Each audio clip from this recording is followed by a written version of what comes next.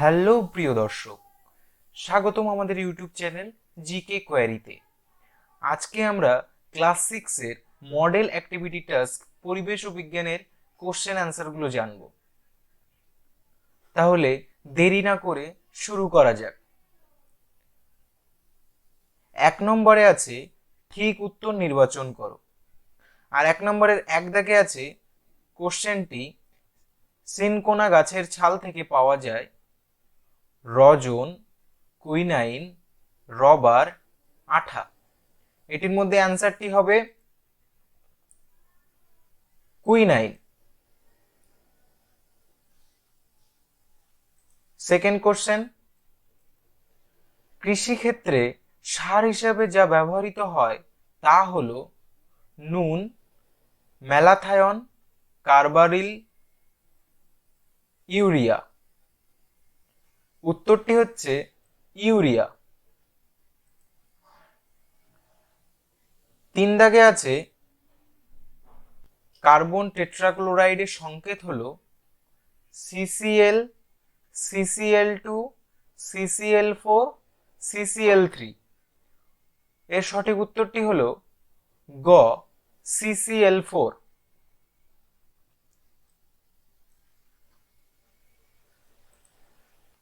2 দাগে আছে শূন্যস্থান পূরণ করো।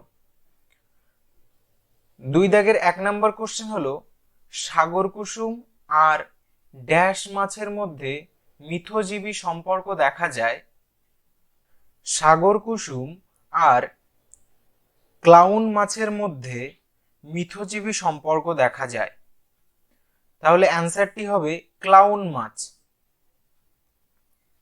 2 দাগে আছে কোনো কঠিন পদার্থের বড় টুকরোকে ভেঙে ছোট করা হলে ছোট টুকরোগুলোর উপরিতলের মোট ক্ষেত্রফল বড়টার উপরিতলের ক্ষেত্রফলের তুলনায় ড্যাশ যায়। কোনো কঠিন পদার্থের বড় টুকরোকে ভেঙে ছোট করা হলে ছোট টুকরোগুলোর উপরিতলের মোট ক্ষেত্রফল বড়টার উপরিতলের ক্ষেত্রফলের তুলনায় বেড়ে যায়। অ্যান্সার হবে বেড়ে যায়। 3 নম্বরে আছে রান্নার বাসনের হাতলে প্লাস্টিকের আস্তরণ দেওয়ার কারণ হলো ধাতুর চেয়ে প্লাস্টিকের তাপ পরিবহন ক্ষমতা ড্যাশ। রান্নার বাসনের হাতলে প্লাস্টিকের আস্তরণ দেওয়ার কারণ হলো ধাতুর চেয়ে প্লাস্টিকের তাপ পরিবহন ক্ষমতা কম।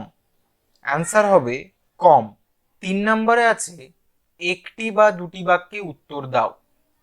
আর 3 নম্বরের এক দাগে আছে প্রশ্নটি বিভিন্ন প্রাণীদের থেকে জামা কাপড় তৈরির উপাদান পাওয়া যায়, উদাহরণের সাহায্যে ব্যাখ্যা করো। এর উত্তরটি হলো আমরা যেসব পোশাক ব্যবহার করি সেসব পোশাক গুলোর মধ্যে অনেক পোশাকের উপাদানই আসে বিভিন্ন রকম প্রাণীদের থেকে। যেমন শীতের যেসব পোশাকগুলো হয় সেগুলো প্রায়ই আসে ভেড়া, চমড়ি গায়ে থেকে। 2 দাগে আছে রেশম মদ থেকে পাওয়া যায় সুতো। 3 দাগে আছে শেয়াল, বনবিড়াল, শিল মাছ থেকে পশম পাওয়া যায়। ঠিক আছে। 3 দাগের 2 দাগের প্রশ্নটি হলো জল ও বালির মিশ্রণ থেকে কি কি উপায়ে বালিকে পৃথক করা যায়।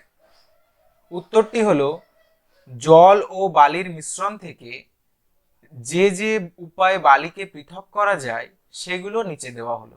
তাহলে নিচে কি দেওয়া আছে? নিচে আছে পরিস্রবণ পদ্ধতি। পরিস্রবণ পদ্ধতিটা কি?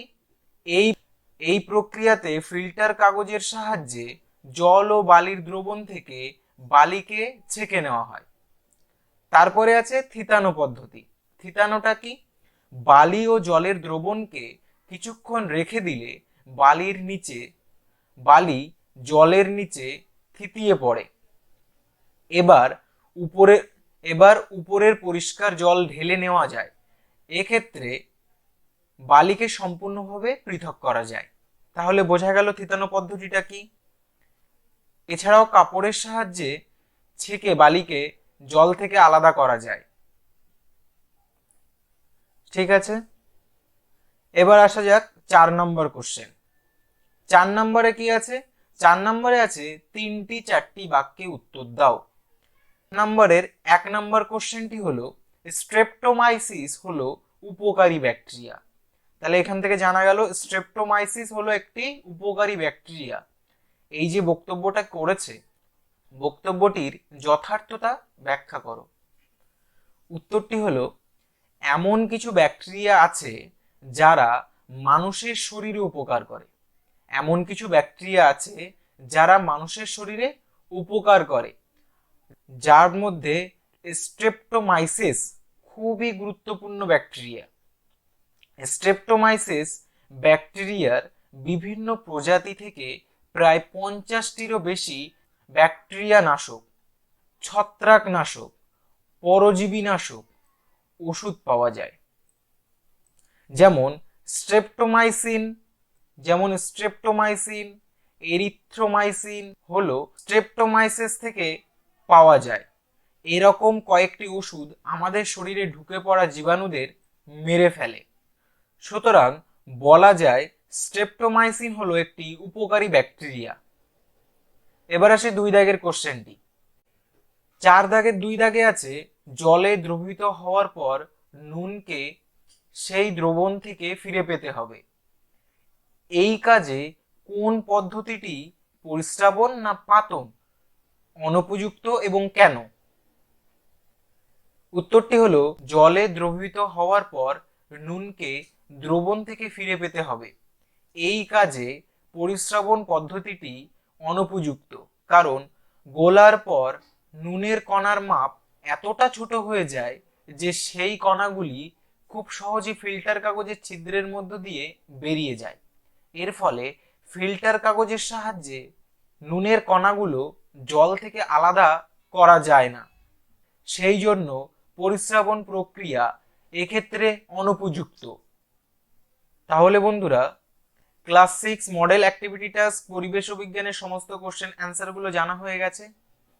আর এমনই কোশ্চেনের সলভিং পেতে আমাদের চ্যানেলটিকে সাবস্ক্রাইব করুন।